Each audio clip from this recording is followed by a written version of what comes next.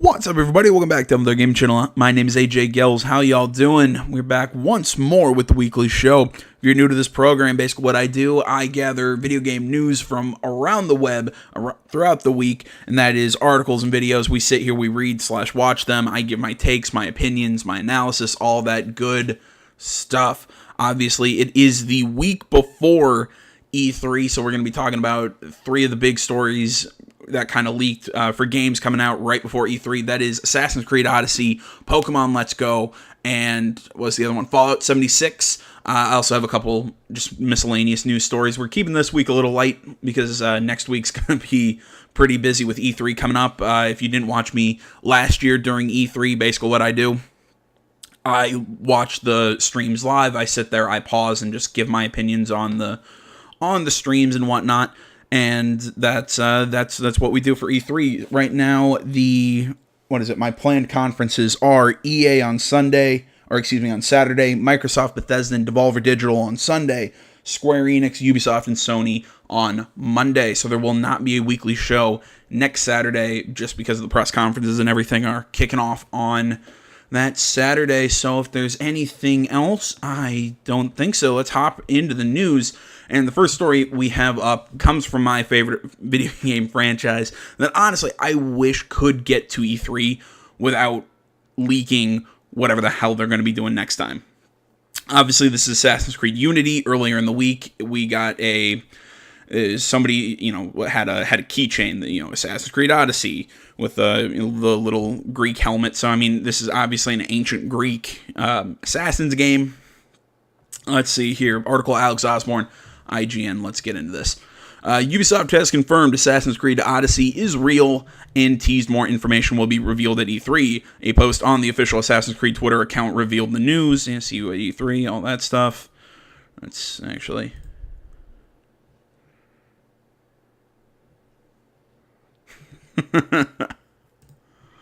and just Spartan kicks that guy off. Ubisoft's announcement comes shortly after details on Assassin's Creed Odyssey leaked online. According to reports that surfaced earlier today, the game is set in ancient Greece, which, given what is shown in the incredibly brief teaser, appears to indeed be the case. The game will reportedly introduce some new features to the franchise, including dialogue options. Players will also reportedly have the option to select between a male or female protagonist. See, now this is... Actually, I'll get through this last paragraph and then give some opinions.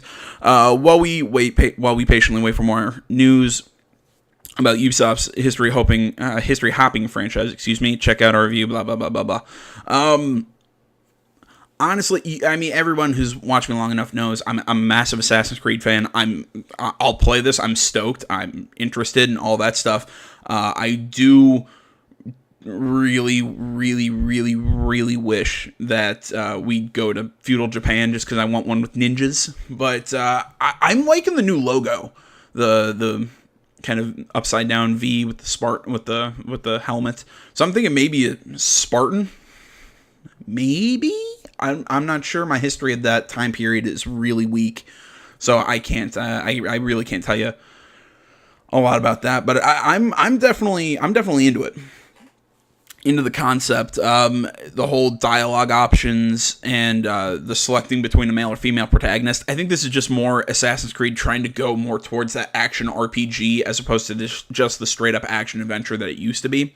Because I really think with the last one, Origins, that just came out, I really think they nailed the they really nailed the RPG elements. They finally found a way to make a skill system that made sense and worked, have experience work. The way questing and everything was in Origins worked perfectly. The map was great, characters were great, all that stuff.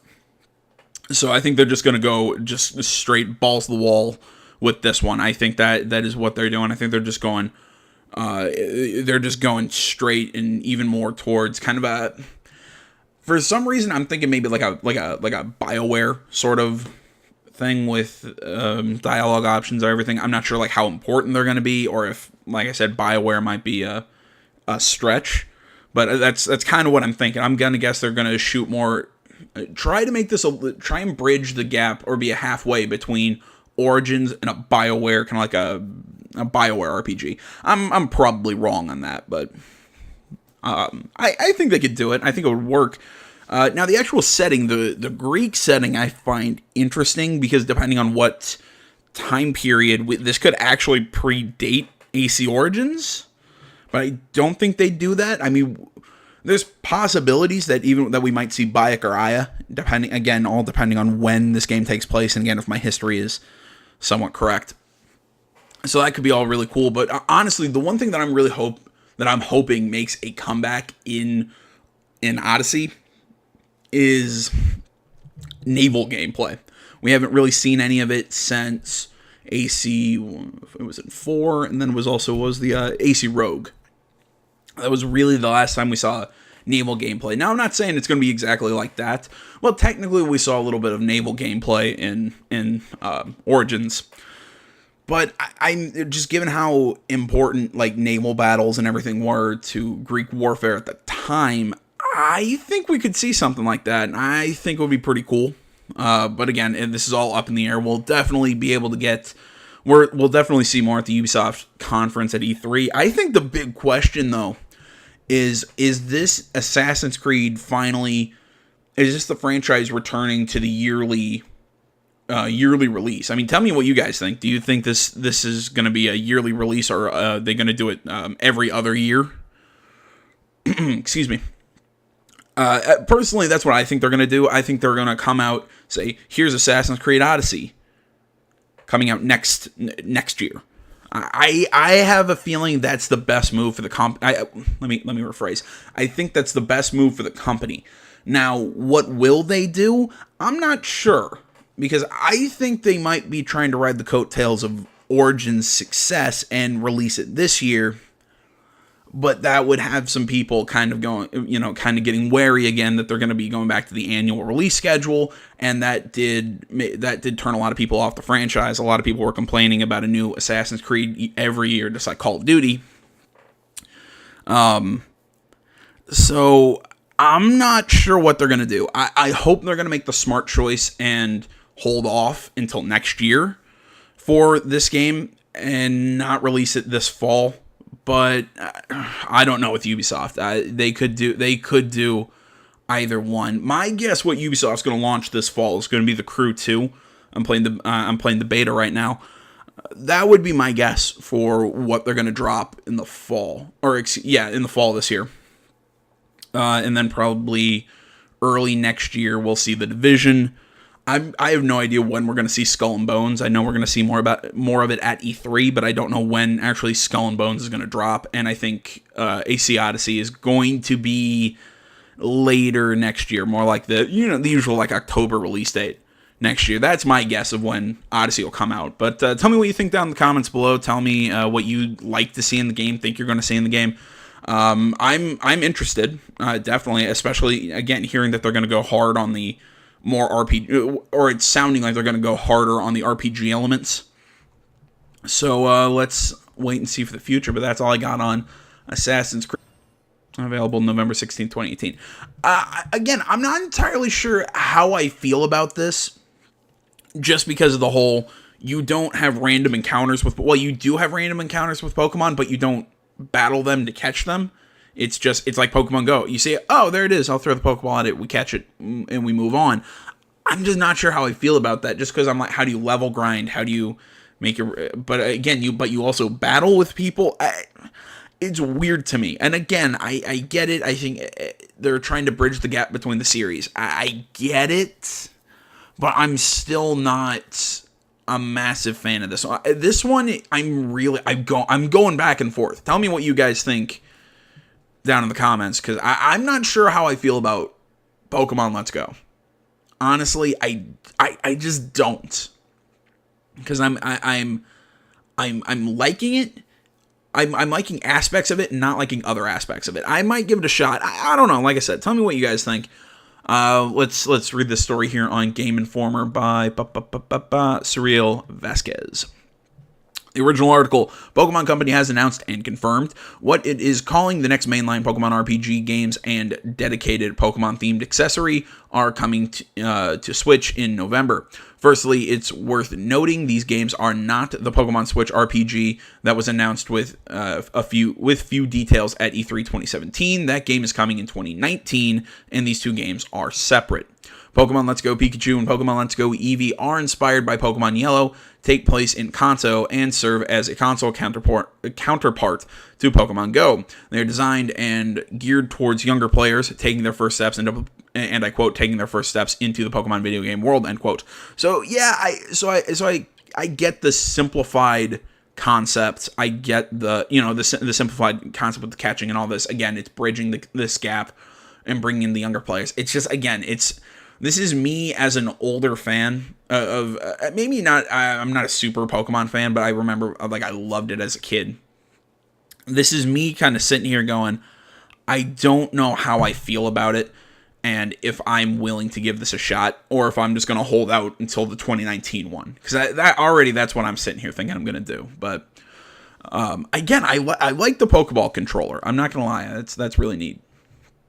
Let's see here. Although the exploration segments in Let's Go games look similar to Sun and Moon, albeit with higher res but slightly more cutesy graphics, I like the look.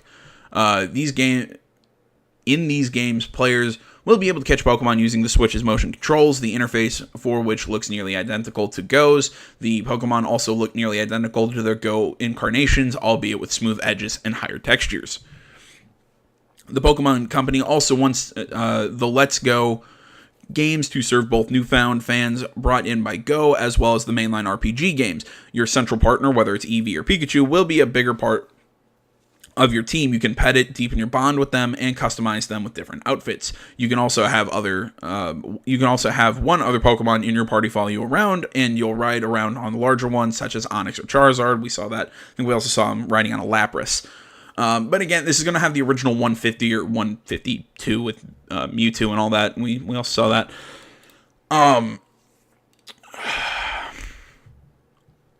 Again, by saying they're trying to placate both sets of fans here. They're trying or serve both sets of fans between Go and the mainline series. I question again, anybody out there who's a big Pokemon fan, tell me, do you see this and go, oh, that looks great? Or do you see this and go, I'll hold off until, the next real big Pokemon that's a Pokemon game? Or does this do it for you? I'm honestly curious, because I can't tell. Because I can't tell even how I feel about this. The Let's Go games, being on a console, also have co-op and co-op mode. Each player can hold a Joy-Con and manage a single Pokemon in battle. Two players can also explore the field at the same time and make it easier to catch Pokemon in the catching interface. The new Pokeball Plus accessory can replace the Joy-Con controller while playing. It lights up and rumbles as you're playing. Later, you can store Pokemon in your Ball Plus and take it with you as you walk around outside. The Pokemon Company, Shinya Takahashi, said, and I quote, "Some fun things might happen," end quote, which the company will talk about at a later date. Alongside the games, Pokemon Company also announced the Pokeball accessory. It can be used in place of a Joy-Con and will light up in a variety of colors, and rumble, which will let players feel the Pokemon inside of them, presumably with the Switch HD Rumble. It will also let you take your Pokemon out into the real world, presumably like the Pokewalker included with Heart Gold and Soul Silver. And finally, it can function as a Pokemon Go Plus for Pokemon Go. It will retail for about $50. That's a little steep if you ask me. The Let's Go games are also inspired by Pokemon Go and will connect to it as well. Kanto region Pokemon capture in Go can be transferred to Let's Go Pikachu, Let's Go Eevee by connecting your Switch and Go accounts. They're also visible inside tall grass, removing a degree of randomness to Pokemon battles. You can play the entire game with just a single Joy-Con, catching Pokemon by swinging it in various directions. Company also offered the following promise, and I quote, "Something special will also be coming to the world of Pokemon Go, making the connection between both games even more appealing for trainers. Details for this will be revealed in the near future," end quote. The trailer for the game also said Go players would meet a special Pokemon in Go by playing the Let's Go games. Pokemon Let's Go Pikachu, Let's Go Eevee, and the Pokeball Plus will arrive on November 16th. Now, It said one thing in here that I think was kind of glanced over. It was connecting your Switch and your Go accounts.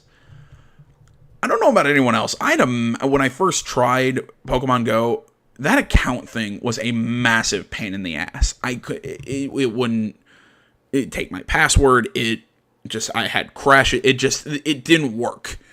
I don't know how anybody else's experience with that was, but I don't feel right with that. Or you say that like it's a good thing, and I kind of sit here and go, ugh. All right, we had an update to this article. After a pair of questions and answer sessions with the developers of the Let's Go games, we've learned a number of additional details. For starters, you won't be able to evolve your partner Pokemon regardless of the version, though you will be able to find and evolve other Pikachus and Eevees in the wild. However, only the original 150 Pokemon will be included, so Eevee will not be able to transform into anything other than a Jolteon, Vaporeon, or Flareon. Alolan versions of some of the original 150 Pokemon will appear, however. Again, they say the 150, but again, when we saw Mewtwo in the trailer, isn't Mewtwo 152 and Mew is 151? Again, from what I remember correctly, if I remember it correctly. See here, Pokemon storage will work a bit differently, though players still only have 6 party slots to work with. They will be able to shuffle their party around more easily by accessing a PC box stored in their bag. To catch Pokemon while in handheld mode, players will have to use the Switch's gyro sensor to move the Switch around and press a button to throw Pokeballs. There are no touchscreen controls, and the gyro aiming looks to be required. Despite the new actually, that's also something. I've tried the gyro function. I do not like it. I think I was trying that in the Switch version of Skyrim when I was just trying. Why can't I shoot my bow? And then I figured, oh, it's because they decided to make this suck. It's too finicky. I'm not a big motion control fan. Despite the new interfaces and lack of battle required for catching Pokemon, you will still earn experience from these encounters. How exactly experience works and is distributed, there we go, in the Let's Go games is still undetermined. And that's a big thing for me. I want to know how leveling works. Again, I don't like we don't battle to catch the Pokemon. There's something that just I don't like about that. Though the Let's Go games interface with Go, candy earned in Go will have no effect. Whether you can transfer Pokemon from the Let's Go games to Go, then turn them into candy is unknown. Designer Junichi Masuda confirmed event Pokemon cannot be transferred. However, players will also have to work their way through the game to transfer creatures from Go, which unlocks about midway through the game. There are also mini games players can activate when transferring several Pokemon at once. The special Pokemon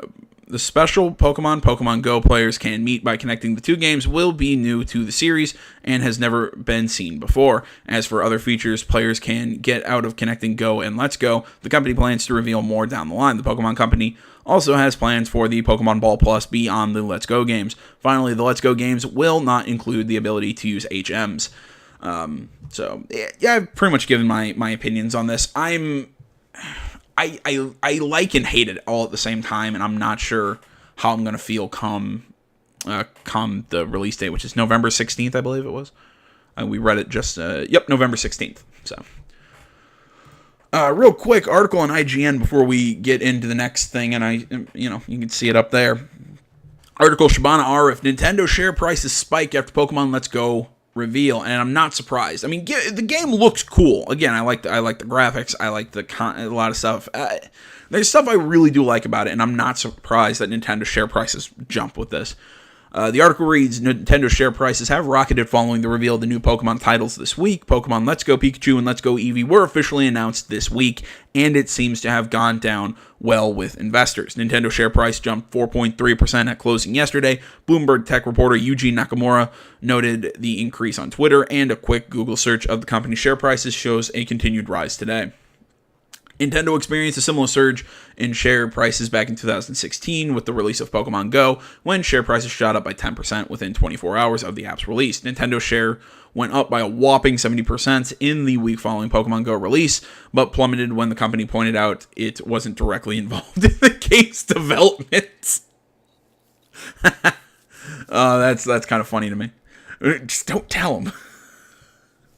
compatible with Niantic's Pokemon Go, Pokemon Let's Go Pikachu, Let's Go Eevee, aren't core Pokemon games, as a mainline RPG is coming to the Switch in the second half of 2019. After making the Pokemon Go Plus accessory for the smartphone app, Nintendo is enhancing the Pokemon catching experience once more. That Let's Go November 16th. Yeah, again, I'm not surprised to see this with how cool this looks. Good for Nintendo and all that. I thought I'd add this article for any Nintendo fans. Now on to the game that I have even more that I don't know. I don't know how I feel about this. I like the trailer. I think the trailer's cool. I'm also probably going to get slapped with the copyright. Hopefully the video won't get taken down because we play. It's John Denver's Country Roads. If you see a weird cut here, it's because the video got blocked. I had to re-upload it without the song, but I'll include this video down in the description below. So let's get into this. Put my headphones.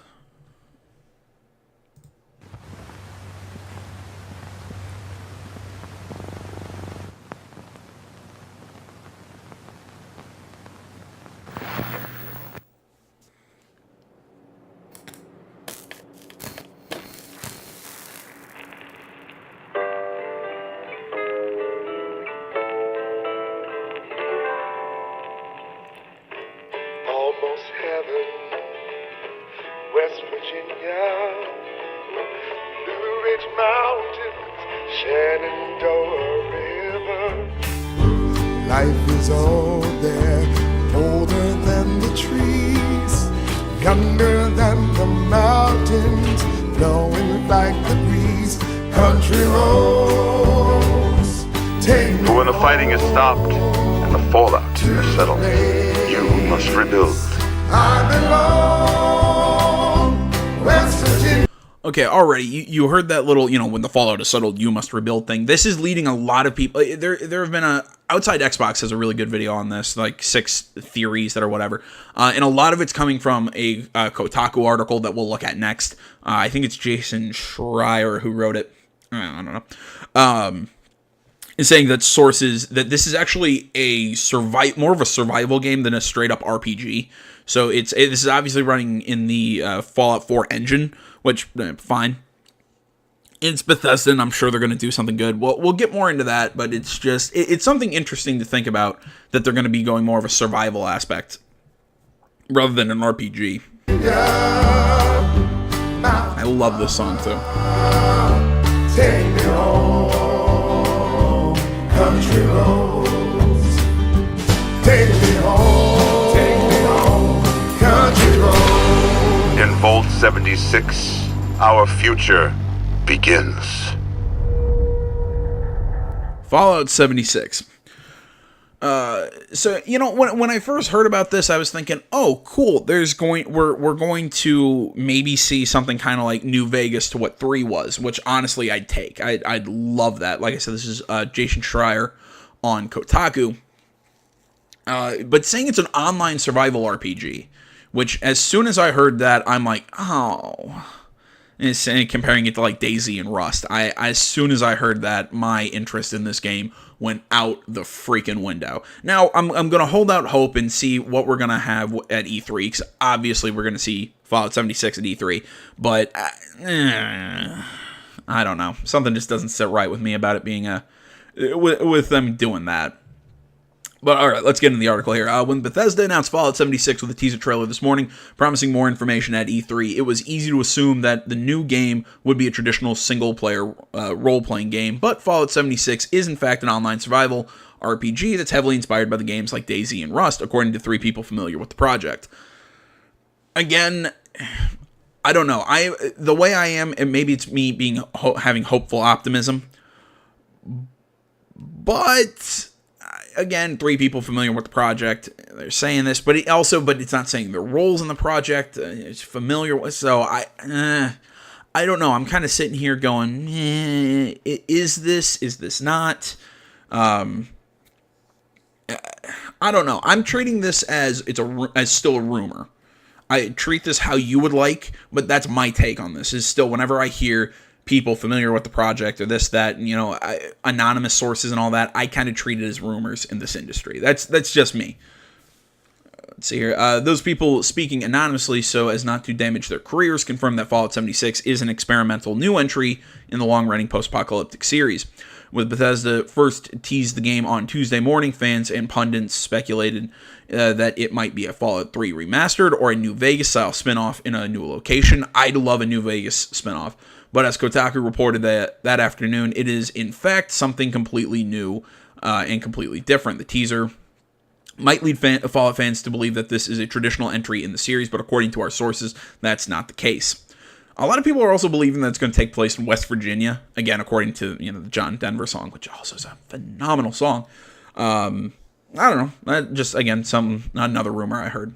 Originally prototyped as a multiplayer version of Fallout 4 with the goal of envisioning what an online Fallout game might look like. Fallout 76. Wait a minute, have I? PC and Rust. I'm making sure that I didn't skip nope, I didn't skip. Okay, I was making sure I didn't skip over a paragraph.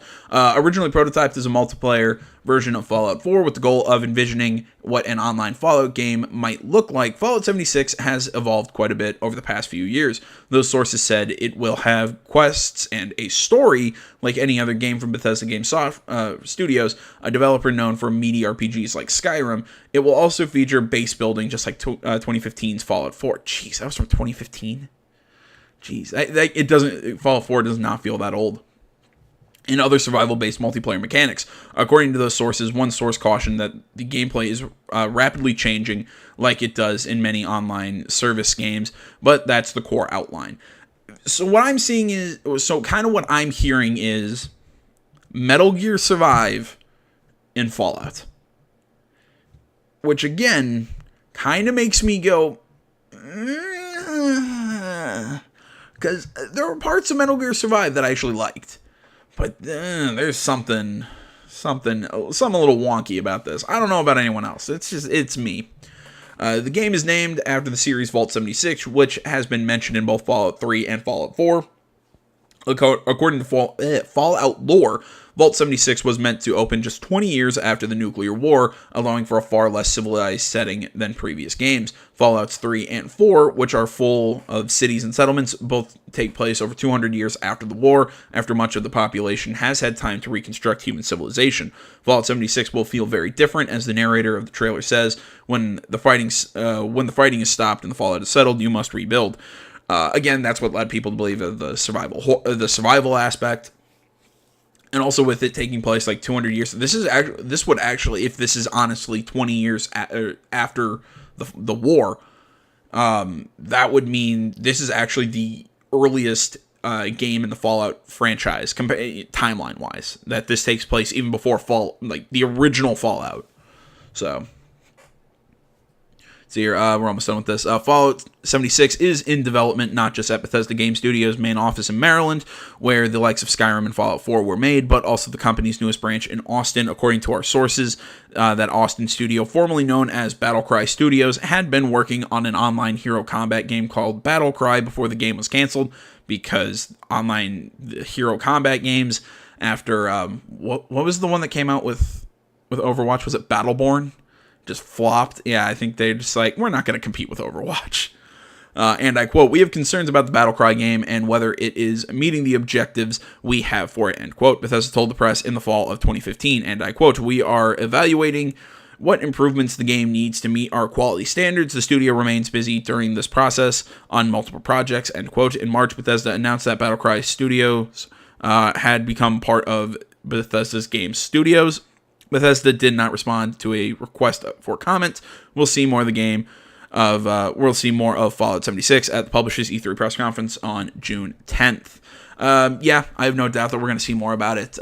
Again, I have questions about this game. It's Bethesda, so I trust what they're going to do. But there's a part of me that kind of sits here and says, I really, really don't like this. there's a part of me that's remaining open, and that's the vast majority of it. It's going, you know what, it's Bethesda. I'm hearing that there's going to be, even if it is this survival whatever, it's going to be, again, like I'm hearing like Metal Gear Survive, it'll have a story and this, so okay, I'll give it a shot. But there's a part of me that just a chunk that's sitting here going, I really hate this, just because this feels like hey, we're gonna shoehorn a multiplayer aspect into Fallout, and not you can explore the wasteland with a friend in a Fallout RPG. There's something about it. Again, tell me your thoughts in the comments. As with all these games, I'm interested to hear your opinions on it, all that. If I haven't mentioned this before, every article link and all that will be linked in the description below. So moving on to the last couple articles that we have, just some little miscellaneous stuff that I found interesting throughout the week. First up, coming from IGN, Borderlands re-release, might be coming to PC, PS4, and Xbox One. Article Evan Campbell, once more, IGN. Borderlands might see new life on PC, PlayStation 4, and Xbox One. Gamatsu reports the Korean Game Rating Board has listed Borderlands Game of the Year edition for those platforms, though what's a bit intriguing is that the same named title is already available on Steam. Borderlands 2 and Borderlands the pre-sequel have already been remastered for the current generation, with Borderlands the Handsome Collection. The first game, however, hasn't received the same treatment, though Borderlands is backwards compatible on Xbox One. Regarding the Korean Game Rating Board, it does have a history of outing games early, like Limbo on Xbox One and Pac-Man Championship Edition 2. As for the next entry in the series, don't expect to see Borderlands 3 at E3. In fact, Take-Two Interactive might have recently delayed the game. Honestly, I would say that again, I'm about to break what I said with the Fallout 76. Or let me rephrase. I'm not gonna break my. I'm still treating this as a rumor, because this is this ratings board. I don't treat anything as like a real project until I hear the studio come out and say this is happening. Now, I know Fallout 76 is happening, that they are making a game called Fallout 76. What I'm saying is up in the air is what kind of game it is, and until I hear it straight from Bethesda's mouth, I'm going to hold off, nothing against the sources they used. That's kind of what I'm saying. Kind of like this. Or when we get into a situation like this, like they said, like the Korean Game Rating Board, we see this a lot. Again, I'm an American. I'm used to the ESRB, but a lot of ratings boards will see a lot of foreign ratings boards. We'll see games kind of come out and pop up on them, and look, we're here. I tend to trust them. I give them a little bit more weight. Still, I'm going to wait until I hear Take-Two say, "Hey, Borderlands on PC, PS4, and Xbox One is going to happen." But again, I would put money that this is going to come out. But but Borderlands has been such a kind of a finicky series with how they release their games and their schedule and everything. I mean, people have been waiting for Borderlands 3 for a long time. So I'm not sure on this one, but I'd say I'd lean more likely that this is true and that this is a thing. I'd lean more in that direction. So moving on. PUBG Corp takes Epic to court over Battlegrounds similarities. Imran Khan of Game Informer. Short little article here. PUBG Corp, the company that develops and manages PlayerUnknown's Battlegrounds, is taking Epic Games to court over the similarities between Battlegrounds and Fortnite. Bluehole and PUBG Corp have been threatening this for some time, going back as far as last year when the Korean-based developer said they were mulling their options over how they would respond to Epic's addition of a Battle Royale mode to Fortnite. The copyright infringement suit filed new reveals that PUBG Corp had in fact filed an injunction against Epic in January. The movement now is likely because Epic is expanding Fortnite's Battle Royale mode into East Asia with publisher NeoWiz, developers and publishers of MMORPG Bless Online partnering to bring it to Netcafe-style businesses in South Korea. The suit was filed in Seoul Central District Court, against Epic Games Korea specifically. By filing suit, PUBG Corp hopes to get a court to determine whether Fortnite's Battle Royale mode infringes on Battlegrounds, particularly over things like items and user interface. I remember when we first started hearing about this, and how to put this. I think PUBG Core had a case, but I don't think they'll win because I don't think you can. What's the how to explain this? I don't think you can copyright or whatever the concept of a battle royale game, because you're going to be suing a lot of people, because we've hit critical mass right now with all these battle royale games, and Call of Duty's making one. It's going to be part of the new Battlefield. It's going to be in just about everything. So, I think this lawsuit's honestly a really bad idea. I put this out on Twitter when I retweeted this article. I think I said, either way, I think PUBG Core loses. Because either way, they look like sore losers. Either way, because look, I prefer PUBG, but Fortnite has absolutely been demolishing them lately, and I think it's because PUBG, Fortnite has more of a broader appeal, just with its kind of cartoony look and everything, as opposed to PUBG going for the more realistic sort of shooter. Also makes it with PUBG, it's just been slow to put out new stuff. It's really just been the same game for the longest time. But still, I really like PUBG over Fortnite. But again, sitting here, I gotta say, you look like a sore loser if you win this lawsuit. And again, you look like a sore loser even if you lose. I don't think this is the PUBG Core's best move, and I think it's work on your game. I think is try and bring more modes, try and bring more options, whatever, to PUBG, and try and draw more people in. I think that's what you got to do, as opposed to suing Epic over this. So, I don't know. Telling me your opinions as we move on to our final article. I cannot wait. We'll be playing that on the 5th. I cannot wait for Vampire. Will Red Dead Redemption 2 have DLC? Take-Two responds. Article Eddie Makuch of GameSpot. So here, Rockstar Games indicated that it might release story DLC for Grand Theft Auto 5, but it never came to be, which surprised and upset some fans. Will Rockstar release DLC for its next big game, Red Dead Redemption 2? It's too soon to say for sure. But Take-Two executive Carl Slatoff, I don't know, I'm going with Slatoff, said during a meeting today that DLC is a, and I quote, very lucrative, end quote, business model for the company. And I quote, across the board, we do see downloadable content as an interesting business model for us, end quote, he said during a Cohen and Company conference today in New York, and I quote, it depends on a game-by-game basis whether that makes sense. Rockstar has specifically said that's something they would contemplate in the future, but hasn't made any specific announcements about Red Dead or any of their other games going forward. He added, it is a very lucrative model for us. It is a very compelling model for consumers because it allows them to continue to engage in the game in a way they are used to engaging with the game, end quote. GTA 5's multiplayer mode, GTA Online, has been and continues to be monumentally successful, which may explain why Rockstar has focused more on that than single-player content. Not only that, but IGN reported recently that every Rockstar studio around the world has contributed to Red Dead Redemption 2's development. There we go. So resources might be stretched already. Yeah, I wouldn't expect day one DLC. I would expect maybe an expansion, something kind of like Undead Nightmare. But but hearing them talk about how popular GTA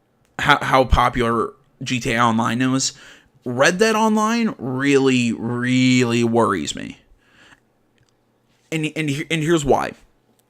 I'm afraid they're going to put so much focus on that the main game is going to suffer. I really hope I'm being overly cautious, and that I'm thinking that Rockstar is going to do something subpar. I mean, Rockstar is a phenomenal company. GTA 5's single player was great. I wasn't a big fan of the online component, but I'm not a big fan of online components, period. So maybe that's why, but there's a part of me that's kind of sitting here going, I don't know. But I'm hoping that's just me being skeptical, or me being something. But there's a little scratching in the back of my head. GTA 5 has shipped an astonishing 95 million copies, so it certainly seems like there would be a business opportunity to launch extra content for the games. That being said, GTA Online brings in lots of money on a regular basis, so it's not tough to see why Rockstar would want to focus more on GTA Online. In October last year, Rockstar design director Imran Sarwar explained that it was, and I quote, not really a conscious decision, end quote, to not release single-player expansions for GTA 5. Instead, it, and I quote, just happened, end quote, to work out that way for GTA 5, and I quote, I feel like I'm saying that a lot, we did not feel single-player expansions were either possible or necessary, but we may well do them for future projects, end quote, Sarwar said. Red Dead Redemption 2 launches on October 26th for PS4, Xbox One, and it absolutely will not be delayed again.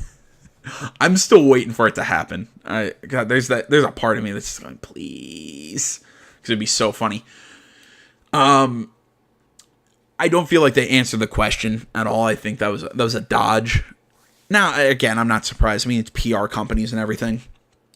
But again, I think it's possible. I think it's possible. But again, my big fear with Red Dead 2 is going to be Red Dead Online and see what they're going to be doing with that.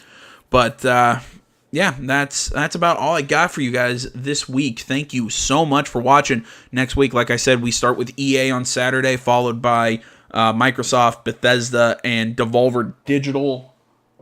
Yep, that's a schedule on Sunday. And Square Enix, Ubisoft, and Sony on Monday of next week. We're going to have some fun. Stop by for those. Check out some of the Let's Plays. In the meantime, we're starting Vampire on Tuesday, along with the Far Cry 5 Vietnam DLC. So tons of stuff going on the channel. I hope you enjoyed this video. If you want to give me your opinions on anything that I talked about here, tweet at me. That's not how you say that. I'm sorry. I'm young, but I'm an old person on the inside. It's Facebook, Twitter, the website, minds.com are linked in the description, as well as every link to every article that I talk about, every video that I show here. There's timestamps. Please go visit these web pages. Go see all this stuff, because these are the people who do the real work. I just sit here and give my takes. I'm just some punk with a YouTube channel. Seriously, go help support these sites and whatnot. Anything else? Other than that, thanks for watching, everybody, and until next time, my name is AJ Gels, the 7th Hour Gaming Channel. I'm out.